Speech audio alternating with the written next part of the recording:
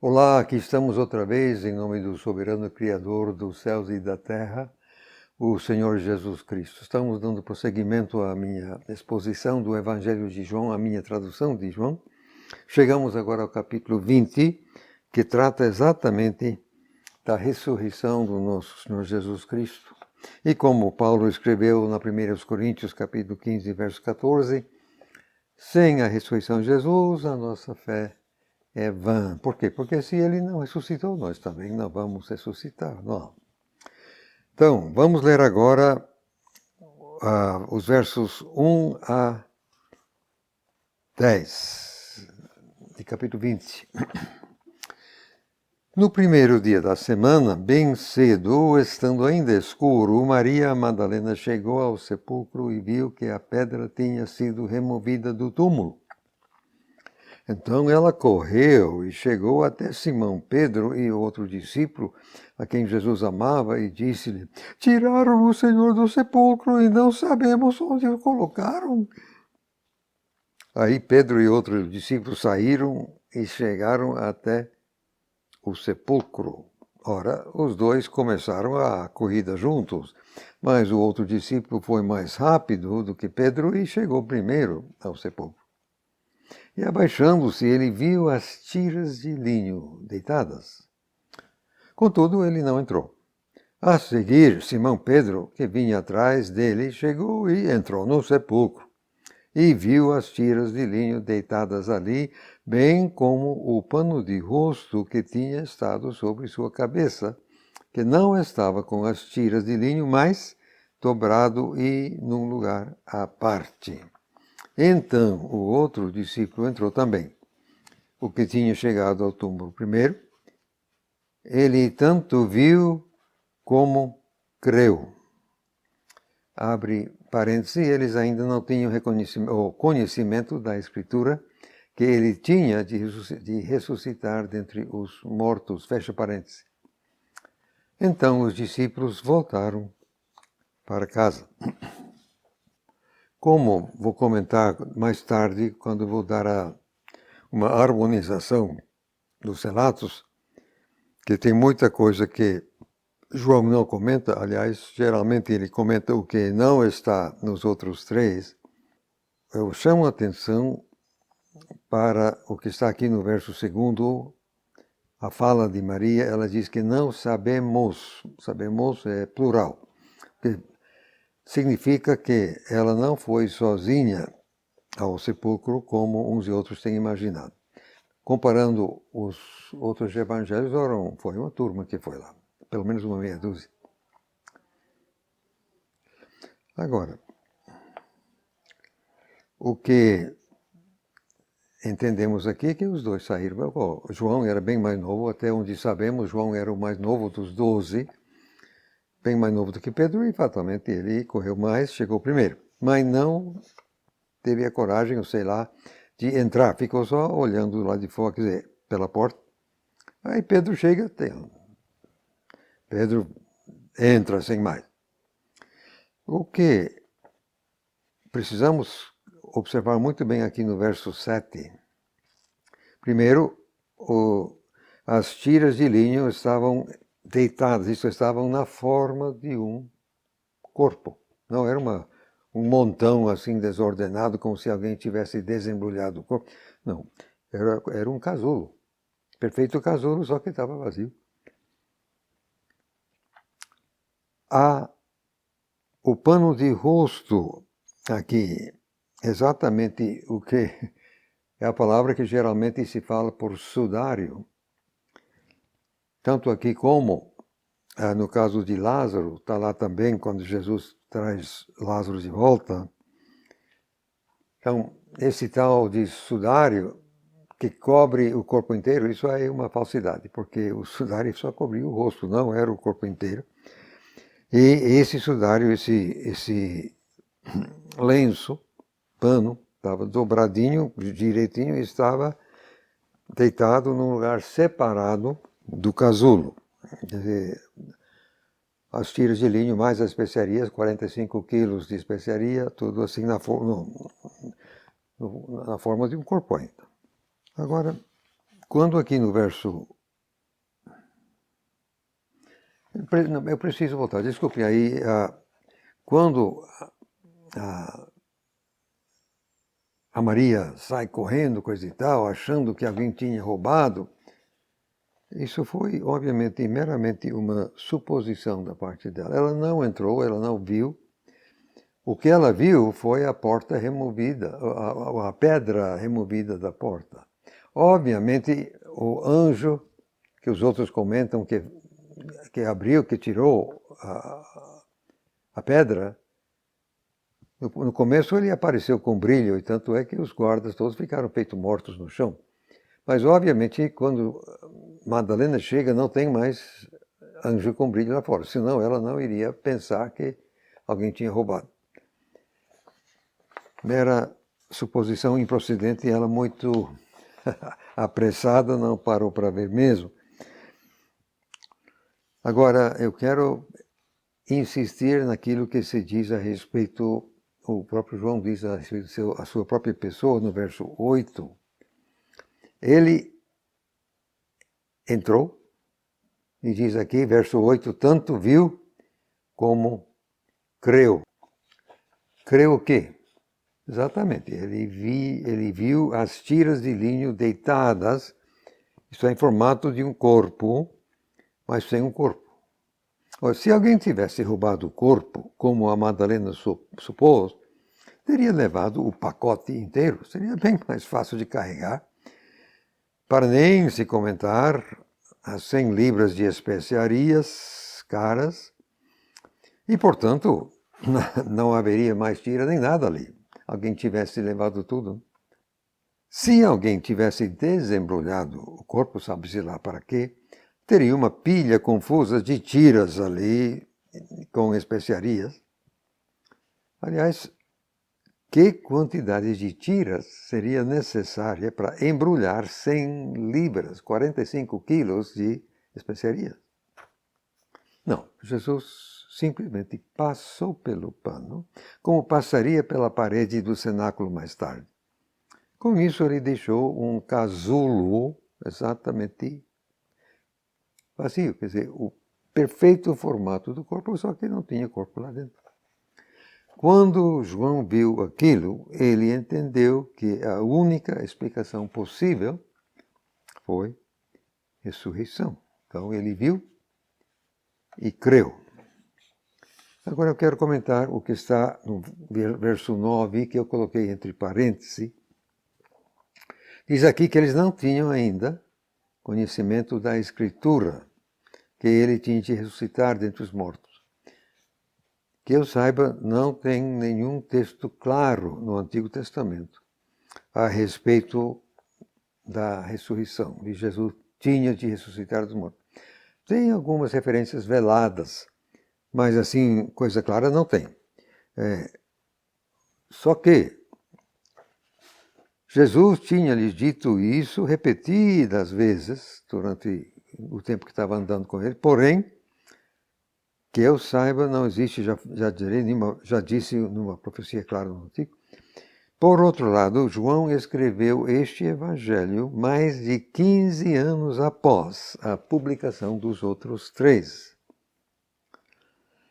Então, pode ser que ele tenha chamado esses evangelhos de Escritura. Aliás, imagino-se a melhor solução, tanto é que lá em Timóteo, o próprio apóstolo Paulo chama Lucas de Escritura em pé de igualdade com Moisés, que, aliás, é dose para leão, como diz o outro.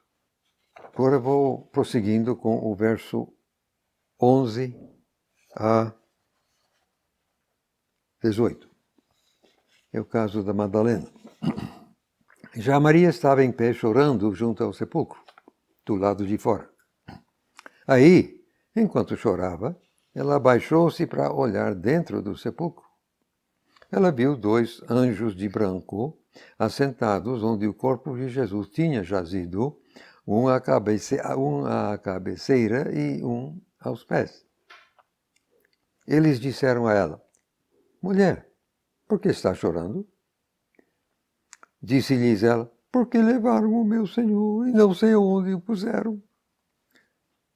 Ao dizer isso, ela virou-se para trás e viu Jesus em pé, mas não sabia que era Jesus.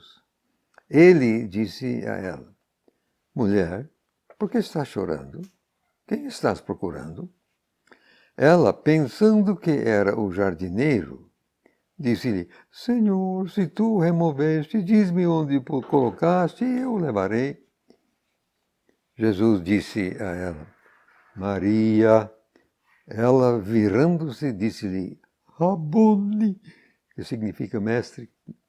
Jesus disse a ela: Para de me agarrar, porque ainda não subi para meu Pai. Mas vai até meus irmãos e dize-lhes: Estou subindo para o meu Pai e vosso Pai, meu Deus e vosso Deus. Maria Madalena foi e reportou aos discípulos que tinha visto o Senhor, também as coisas que ele tinha dito a ela.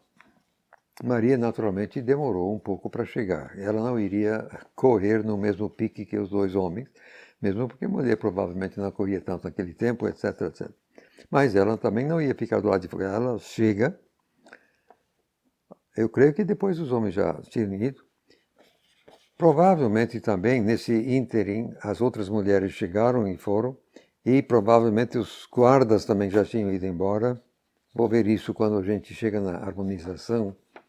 Então, ela chega, não tem ninguém, ela olha para dentro, aí ela vem, diz aqui, 2 anjos de branco, provavelmente sem brilho. Se estivessem com brilho, isso iria penetrar o desespero dela e fazer ela parar e ver. Agora eu pergunto, como é que João, é João que está escrevendo aqui, ele está dizendo que ela viu 2 anjos. Como é que João sabia que eram anjos? Que quando ele e Pedro, ele não viu ninguém. Não tinha ninguém quando ele e Pedro entraram. Ele estava lá, não tinha ninguém. Os guardas tinham ido embora, presumivelmente. Então, João entendeu que fatalmente eram anjos. Depois também ele sabia o relato das outras mulheres que viram de fato anjo, enfim. Neste momento, esses 2 estão, um à cabeceira e um aos pés do lugar onde está. E, fatalmente, o casulo está entre eles ali. Deve ter um banco, alguma coisa. Por que está chorando? Me levaram mesmo. Aí ela não espera resposta, ela vira e volta para fora. Agora, vem cá, essa mulher estava tão profundamente no fundo do poço do desespero, que nem o casulo vazio, nem esses 2 homens de branco, nada disso conseguiu assim penetrar o desespero dela. Ela está totalmente tomada pelo desespero. Aí Jesus: Mulher, por que está chorando? Quem está? Aí ela vem com praticamente a mesma coisa. No verso 16, aí agora Jesus pronuncia o nome dela, e fatalmente a maneira em que Jesus pronunciou o nome aí penetrou. E eu entendo que a Madalena era desse tipo de pessoa muito impulsiva, assim, tipo ioiô, sobe e desce, que pode mudar muito rapidamente para baixo, para cima. Agora ela estava no fundo, agora vai lá para cima. Rabone. Aí o que ela fez? O que você imagina que ela teria feito? O que faria você naquele momento? Ela meramente cai no pescoço dele. Pode saber que sim. Por isso que Jesus fala aqui no verso 17, para de me agarrar. Pode não estar assim na sua Bíblia, mas está assim no texto grego. Para de me agarrar. E ela simplesmente caiu no pescoço. Quer dizer, a alma agarrou ele. Não queria agora perder Jesus outra vez. Mas aí, o que Jesus disse a seguir, eu confesso que me deixa assim, não entendendo muito bem o vínculo causa e efeito. Porque Jesus disse, seguindo aqui, para de me agarrar, porque ainda. Então, o que está fazendo esse porquê? Esse vínculo de causa, aqui, pelo menos a mim, parece difícil. O que tinha o fato dele ainda não ter subido ao pai a ver com a situação, que ela estava agarrando o pescoço dele? Uma variedade de sugestões já foi oferecida. A minha sugestão é esta. Madalena não ouviu o ensino no cenáculo, e especificamente João 16, verso 7, que eu repito aqui: estou-vos dizendo a verdade, é vantajoso para vocês que eu vá, porque se eu não for, o habilitador não virá, mas se eu for, eu o enviarei até vocês. Ela não ouviu isso. Então, ela acabava de receber o seu mestre de volta e não iria soltá-lo. Não iria soltá-lo.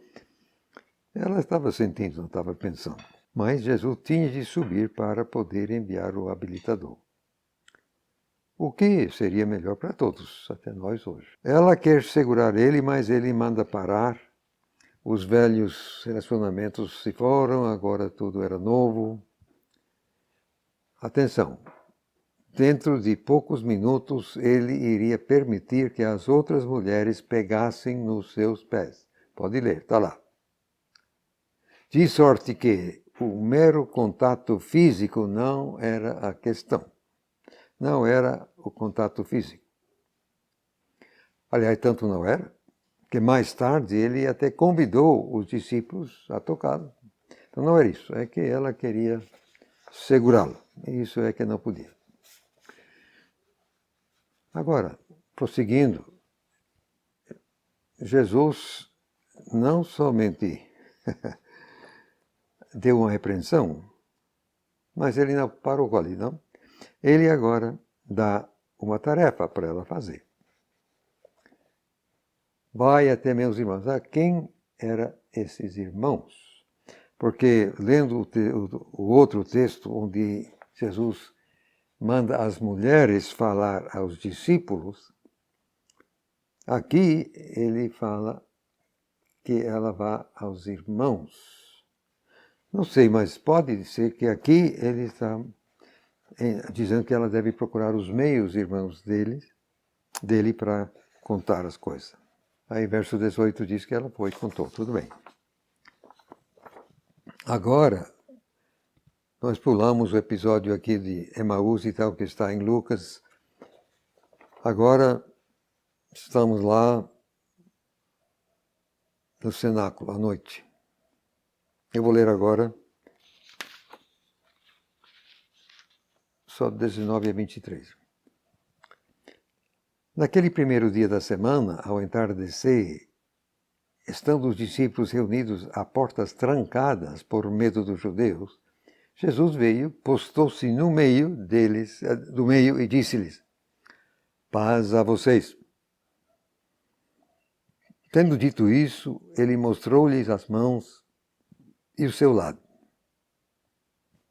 Ora, os discípulos regozijaram-se ao ver o Senhor. Então Jesus lhes falou de novo: paz a vocês. Assim como o Pai me enviou, eu também vos envio. Ao dizer isso, ele soprou sobre eles e disse: recebem Espírito Santo. A quem quer que perdoardes os pecados, lhes são perdoados. A quem quer que retiverdes, permanecem retidos. No verso 21, nós temos uma comissão missionária que quase nunca você ouve alguém expor. Eu sou missionário, eu sou filho de missionários, eu já preguei muitas mensagens missionárias, e na minha própria experiência, raras vezes eu vi alguém ou qualquer desafio missionário baseado em João 20 e 21. O campeão é Mateus 28, que é a grande comissão. Pronto, certo. Segundo lugar, provavelmente Marcos 16, verso 15. Depois, Atos capítulo 1 e verso 8. Mas quase nunca João 20. Assim como eu também. Jesus está nos enviando assim como o Pai enviou ele. Pois então, como fizeram eles? O pai determinou e o filho obedeceu. Como está em Hebreus 10, verso 7, eis que vim para fazer a tua vontade, ó Deus. E qual foi essa vontade?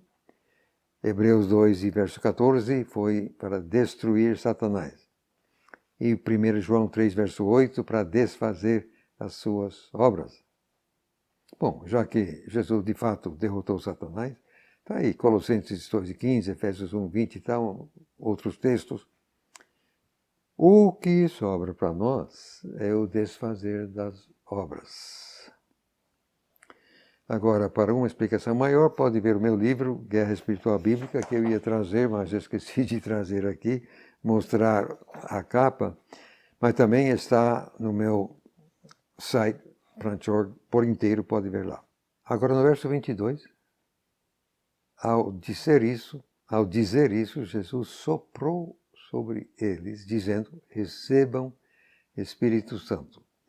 Como tenho dito em outros momentos, não há artigo definido como Espírito Santo. O que eu entendo faz da frase um nome próprio, e por isso também eu não coloquei o artigo, embora as versões costumam fazer isso. Agora, o verso 23, me desculpem a frase, mas tem dado pano para manga, como se diz. Aliás, é a partir daqui que a igreja romana tira o tal da confissão, né? Como que chama aquilo? Confessionário, sei lá. Aí o pessoal confessa seus pecados ao padre e o padre então perdoa os pecados. Ou pode colocar alguma coisa que tem que fazer. Como entender isso aqui? A quem quer que perdoardes os pecados lhes são perdoados. Isso aí é a tradução literal, e eu não quis modificá-la. Eu entendo que a referência principal deve ser aos pecados da pessoa sendo perdoada. Mas, por vezes, assim entendo, é necessário declarar perdão por pecados de gerações passadas. Se não, vamos ver agora 2 Samuel 21, e versos 1 a 14. 2 Samuel, capítulo 21, versos 1 a 14. Houve nos dias de Davi uma fome de 3 anos consecutivos. Davi consultou a Jeová e Jeová lhe disse, é por causa de Saul e da sua casa sanguinária, porque matou os gibeonitas.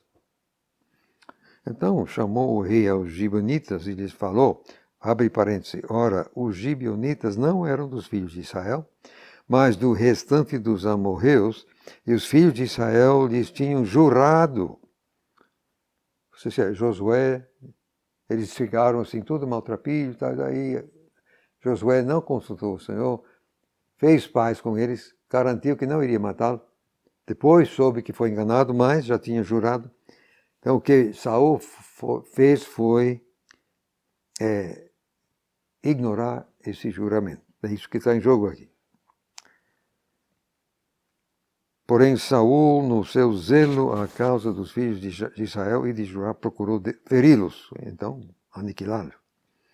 Disse, pois, Davi aos gibeonitas, que quereis que eu vos faça? Que satisfação vos dareis? Vos darei para que abençoeis a herança de Jeová. Então os gibeonitas disseram, não é por prata nem ouro que temos questão com Saul e com sua casa.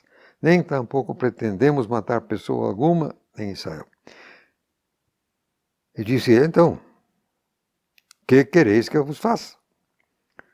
E disseram, rei, o homem que nos destruiu e intentou contra nós, de modo que fôssemos assolados, sem que pudéssemos subsistir em termo algum de Israel, disse aos filhos, se nos deem 7 homens para que os enforquemos a Jeová em Gibeá de Saul. Aí, vou encurtar a história aqui, Davi de fato achou 7 homens descendentes, entregou, eles enforcaram, penduraram tal e tal, aconteceram várias coisas. Eu quero ler agora o final do verso 14. Fizeram tudo o que o rei ordenara. Depois disto, Deus se aplacou com a terra. Então, houve aqui um caso de um pecado, quer dizer, quem fez, Saul já estava morto fazia tempo. Então, eu confesso que não entendo por que Deus veio cobrar esse pecado de Saul em cima de Davi, quer dizer, depois, por que não cobrou em cima de Saul? Não sei, o texto não diz. Mas aqui está. Davi teve que fazer reparação por um pecado cometido numa geração anterior. Não foi problema dele, foi Saul. Tem havido momentos na história moderna onde missionários têm encontrado situações assim, onde foi preciso dar um jeito num problema anterior, que tinha amaldiçoado a terra e coisa e tal, e era preciso fazer alguma coisa, restauração, enfim. Geralmente, em tais casos, Deus tem que ensinar o que precisa ser feito, como aconteceu aqui indiretamente. Pois bem, voltando então ao texto, eu estava explicando se quem perdoar os pecados, entendo que normalmente isso é um pecador na nossa frente, às vezes alguém que pecou contra a própria gente, aí podemos perdoar, aliás, havemos de perdoar, principalmente se a pessoa pede perdão. Aqui diz, serão perdoados. Tá? Mas a quem retiverdes, permanecem retidos, quer dizer, já estão retidos. É preciso no outro, quer dizer, a perdão desfaz o fato do pecado já estar assim no registro, né? Isso que o texto diz, permanecem retidos. Ou, podíamos traduzir também, que tenham sido retidos. A ideia parece ser que qualquer pecado começa retirado. Assim que acontecer, é lançado na conta. Pecou, está registrado, está lançado na conta. Então, Jesus outorgou a eles a prerrogativa de mudar essa situação, desfazendo o registro, para assim dizer. Presumivelmente, o perdoar e o reter têm a ver com as consequências do pecado nesta vida, não com a salvação eterna da alma. Isso aí não vejo como sustentar essa tese. Tenho para mim que o desfazer das obras de Satanás, conforme a 1 de João 3, verso 8, deve reverter as consequências também até onde isso seja possível. Já que Satanás tem envolvimento em todo o pecado, pelo menos indiretamente, e assim imagino, chego à conclusão de que o verso 23 aqui faz parte da competência de qualquer pessoa que tem o Espírito Santo. Por que eu digo isso? Porque Jesus aqui está se dirigindo a 10 dos apóstolos originais. O Iscariote estava longe, Tomé não estava presente neste momento, e por isso que eu digo 10, tinha 10. 11, os 11 era um título genérico que se usava. Mas eu entendo que o que está aqui, o que perdoar está perdoado, o que retiver está retido, é coisa que nós ainda podemos fazer. Não foi unicamente para aqueles 10 homens. Sim, pelo menos entendo. Agora, vamos a um caso curioso, o caso de Tomé. Agora, um dos 12, Tomé, chamado Dídimo, não estava com os outros quando Jesus veio. Então os outros discípulos lhe disseram, já vimos o Senhor. Mas ele lhe disse, se eu não vir a marca dos pregos em suas mãos e colocar meu dedo na marca dos pregos e não enfiar a minha mão no seu lado, jamais crerei. Ora, 8 dias depois, os seus discípulos estavam, quer dizer, seus de Jesus no caso, estavam lá dentro outra vez, e Tomé com eles. Estando as portas trancadas, Jesus veio, postou-se no meio e disse-lhes: paz a vocês.